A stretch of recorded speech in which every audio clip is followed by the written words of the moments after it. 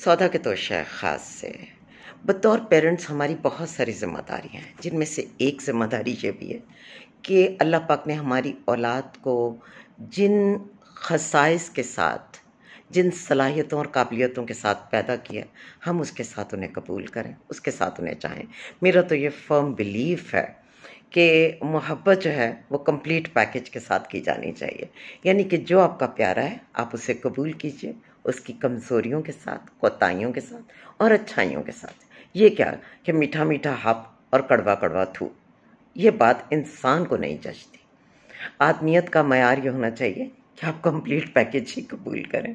नफ़ा और नुकसान सब हमारा, जो भी है हमें प्यारा उसका नफ़ा नुकसान हमारा। सो ये तो मोहब्बत की कीमत है, और औलाद से ज़्यादा कीमती, औलाद से ज़्यादा खालिस मोहब्बत आप किससे करते हैं? किसी और से नहीं।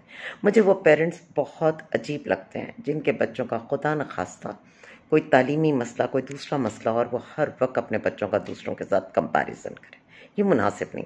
हम अपने बच्चों को ज़रूर समझा सकते हैं, कह सकते हैं कि हाँ ये भी देखिए आप इस बच्चे का प्लस पॉइंट है, ज़रूर बेटा ये हो सकता है, लेकिन आप कंपेयर ना कीजिए, क्योंकि हो सकता है आपके बच्चे में कुछ ऐसी क्वालिटीज़ हों जो दूसरे सोचते हैं कि उनके बच्चों में क्यों नहीं है। तो बच्चों को एक्सेप्ट करना चाहिए।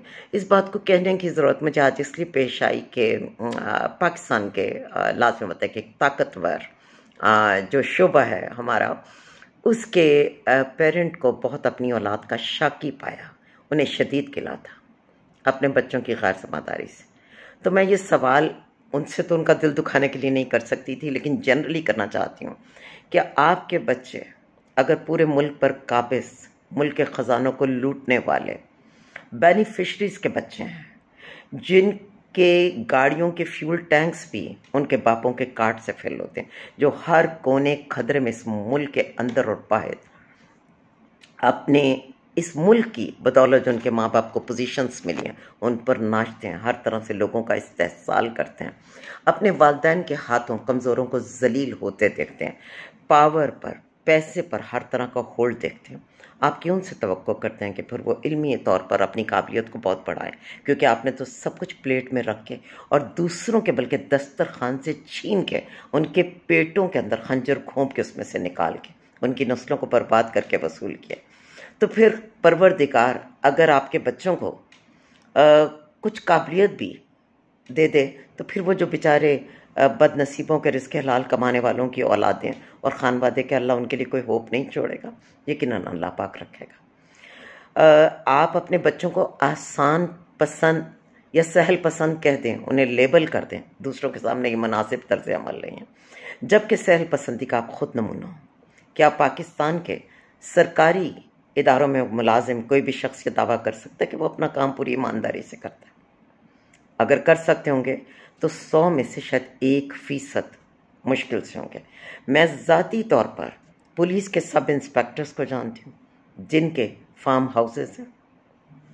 हम ऐसे कैप्टन्स को जानते हैं, ऐसे क्लर्क्स को जानते हैं, ऐसे एलडीए के डिमोलिश इंस्पेक्टर्स को जानते हैं जिनकी जायदादें, एक्साइज के इंस्पेक्टर्स को जानते हैं जिनकी जायदादों का लामतनाही सिलसिला तूलो अर्ज़ में ही नहीं बैरून मुल्क भी फैला हुआ है। एक मामूली 30-35 हज़ार का सरकारी मुलाजिम जो उसके बच्चे यूरोप अमेरिका से अपनी इंगेजमेंट और शादियों की शॉपिंग करते हैं, आपके एक इदारे का क्या नाम लेना, तो सोचिए कि जिनके वालिदैन जो हैं वो 20वें, 21वें, 17वें, 19वें ग्रेड में हैं, उनकी आमदनियाँ कहाँ तक होंगी?